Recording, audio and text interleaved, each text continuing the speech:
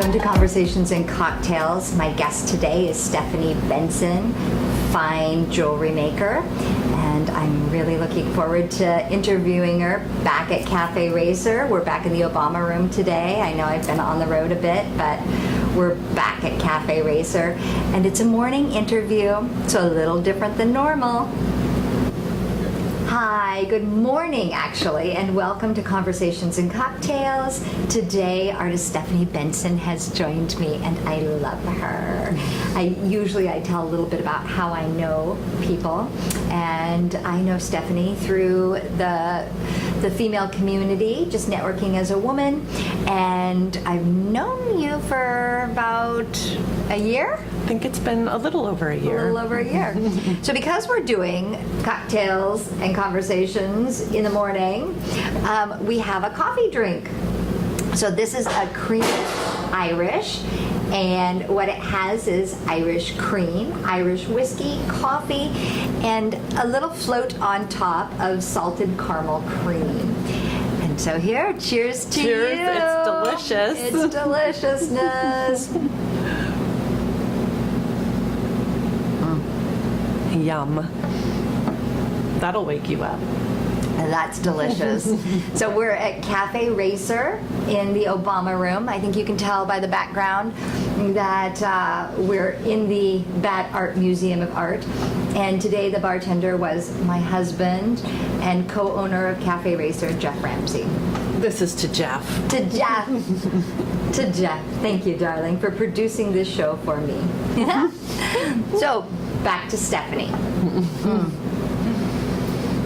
So, you designed, created, and made my husband's wedding ring.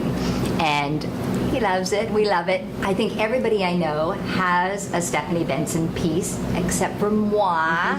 I don't know why. So you're brilliant. I mean, your work is amazing. And I'm noticing your earrings. Did you make those? Yes. Yes. And I made all my jewelry. All your jewelry. The rings. I don't know if you can see them, but they're beautiful. One of my friends has a ring similar to this. Yes. Beautiful. How did you get in the jewelry make? And this is fine jewelry. No beading going on here. This is definitely like metals and stones and stuff. So how did you get into the art of fine jewelry? Well, I was in college. I went to the University of New Mexico, and I was getting ready to switch my major for the third time. Third time. You didn't know what you were doing. I was floating, right? And so my mom, who was making jewelry at the time, she made jewelry for 13 years, she gave me a box of tools and said, just try taking a jewelry class. And so I did, and I discovered I'm actually good at making things and putting things together and soldering and sanding, filing. And so I started making jewelry for my friends is kind of how it all began. I even put a handful of rings in my friend's coffee shop.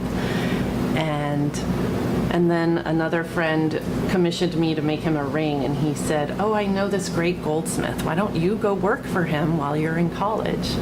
So, I went into this guy's studio and asked him if he needed an apprentice. And so he took me on, and I worked with him for a year. His name was Esteban Garcia, and he was a Vietnam vet and had all his funny quirks. And so I ended up doing his kind of less desirable production work for him while I was in college. And then I met my ex-husband, and we fell in love and traveled. We quit everything we were doing in our lives. Dropped it all for love, huh? Dropped it for love. And went to Europe for 5 weeks and traveled around, and then came back. And my mom was making jewelry for this woman in her shop in Santa Fe. And she said, do you want this job? And I said, sure. And I worked for this woman for 10 years, and that's pretty much how I got started. Wow, that's awesome. Now, and I think I remember in Santa Fe, you probably have some amazing clients that you were making jewelry for, but not under your name, under somebody else's name. Yes. I've worked for other artists. I've worked for a handful of artists, and it, always kind of fell into an apprenticeship kind of situation. I did work for the sculptors next door to where the shop was where I worked, and they had the fancy Rolodex of clients, like Robert Redford shopped with them and bought some of the necklaces and earrings that I made. So, there's that little bit of claim to fame. And I have people that have been collecting my jewelry for years. And, the thing that really makes me so happy is when someone says, I love the piece of jewelry I got from you. I wear it every day. Yes. Like that to me, there's my why. That's why I make jewelry. Right. That's beautiful. Beautiful. So now you've been making jewelry for how many years? Since that time you changed your major for the third time and Mom said, try this? 24 years. 24 years. Mm-hmm. That's quite a long time. During your trajectory, you worked for a lot of other people. When did you start giving your name to your jewelry? Like, how long has it been since these are Stephanie Benson designs, not under somebody else's name, you working for them? Well, I've always had my own line on the side, even when I was working for other people. So I always had my own, I always called it my creative outlet, because it just gets so tedious and unsatisfying putting energy into other people's work where I have my own expression that I need to get out. Right. So that's always been going on. But just, I think, 2 years ago, I actually quit working for everybody else and 100% focused on me. Nice. And that includes even just side hustles and other things that I have to do to kind of make it as a human in art. An artist. As an artist. It's a thing, man. It's a real thing. Being able to make money as an artist is like, once you get to that place where no more side hustles as an artist, it's like, whoa, I'm winning. Sustaining myself as an artist. Yay. Yes. So along that road, what have been some sticking points? Like, I do something called morning thoughts, and yesterday my morning thought was, I'm kind of new thought, airy-fairy, and it's like, if it's meant to be, it will just go and there'll be no problems. I'm realizing in the new thought world, that's bullshit. Like, I have not succeeded at anything that didn't have struggles, right? There's no such thing as, there are some miracles that just happen, bang, bang. And if I have a desire and a strong goal, things come up that I have to work through and work up against and push through. What are some of the things to be a sustainable artist, selling things under your own name? What are some things you've had to push up against to get to where you're at today? I would say probably the biggest disruption that I had in my creative process was getting divorced. Okay. And I had 2 young boys. They were 3 and 5 at the time. Talk about throwing a wrench in the whole pot. That was probably the hardest thing I've ever done, was getting divorced and having young children. But it also was the start of my self-discovery process. So, I just, maybe after 6 years of partying and just having fun, I finally buckled down and decided to look at patterns that have been created over the years, and just really looking into who am I as a person and then as an artist, and what really makes me happy and feel like I'm giving back, even, or being of service. How can I be of service with my jewelry? So struggles. And so there was a period in there where I was just working for other artists and maybe not so focused on my own style and creative output. And yeah, maybe dark days, you could call them. The right? dark The days. dark days. The dark days. Working for somebody else, not claiming your art for yourself. Exactly. Yes. What is that, like pimping out or something, right? It was totally pimping myself out. Pimping yourself out for somebody else's creative ideas. Totally. So Yeah. one of the questions that I ask all the women that I interview is, so my cultural background, I say this every time. If anybody's watched any of these, they know I was raised Lutheran.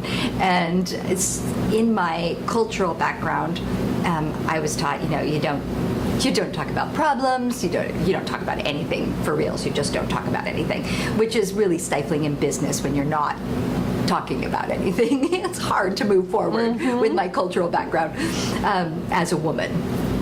But the question I ask is, with your cultural background and as a woman, has that helped you or hurt you in any way? Like, how have you found that your background and being a woman has either hurt or helped, or neither?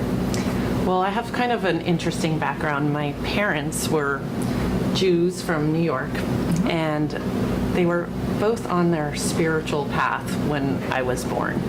And I was born in New York City, and shortly after that, we moved to Maine, and they got involved with the Sikhs, the East Indian religion. Okay, nice. And I think they were Sikhs in Maine for several years, and then our whole family moved to the ashram in New Mexico. Wow. And so we lived on the ashram for about 6 months, and then my dad bought a piece of land out in the middle of nowhere, or close to the ashram, but put a trailer on there. And then I became 10 years old, and the family said, we're not going to be Sikhs anymore. You can pick your own name. And I was 10 years old. I just wanted to be normal and fit in and not be seen, actually. So I think having had that experience of just not wanting to be seen, there's a part of me that has always wanted to be hidden. And so I think through the art of making jewelry, it's a way for me to be seen very subtly. Like, I can have like a sparkly pair of earrings, but kind of dress down for the day. And I've kind of been working on this part of myself, so I don't feel like it rules my personality so much as anymore. But in answer to your question, I feel like that background kind of helped me find ways to be expressive without really being too showy. Oh, beautiful. Okay, so now this has led me to a new question. So, what was your name before? Did you pick Stephanie at 10 years old? Mm-hmm. You did. Oh, God, that sounds brilliant and beautiful, and I love that. I love that. What was your name prior, can I ask? Oh, yeah. So actually, Stephanie is my third name. I was born with the name Anandi Devi, which is Hindu. It means universal love, or goddess that is happy. And then my Sikh name was Nirmal Kaur Khalsa. And I don't remember what that means. Wow, that's amazing. That's brilliant. I'm learning new things, and my heart is open. Okay, so one of the things that I need to tell you is that, so you talk about not being seen, but being seen. All of the pieces that I see on my friends and my love, and they carry with them some energy, a magical something. There's just something, like I have a friend who has just a little teeny pinky ring, and yet it's brilliant, and there's something about it. Like, there's something calming about the piece, about its simplicity and beauty. I have a friend who had a rock that was brought to her by her daughter and then made into a piece, and it just like, it's almost like Shira when she wears it, but it's not a big piece. It's a little piece. So I think that now that I know your history a little bit more, I've always said, oh, Stephanie goes wherever her jewelry goes, because you have some kind of magic. And to know your spiritual background is amazing to me, because it helps me to understand why the metal that you're pounding and creating has so much of that spiritual energy and goddess energy, especially you were named goddess. I mean, it makes so much sense. Ta-da! Now I know why you have magic jewelry. Yes, yes, yes. That just makes me excited. Okay. Thank you. So tell me about where we can find you. How can people buy your jewelry and find your jewelry and your brilliance and carry a little piece of goddess magic wherever they go? Well, you can go to StephanieBensonDesigns.com.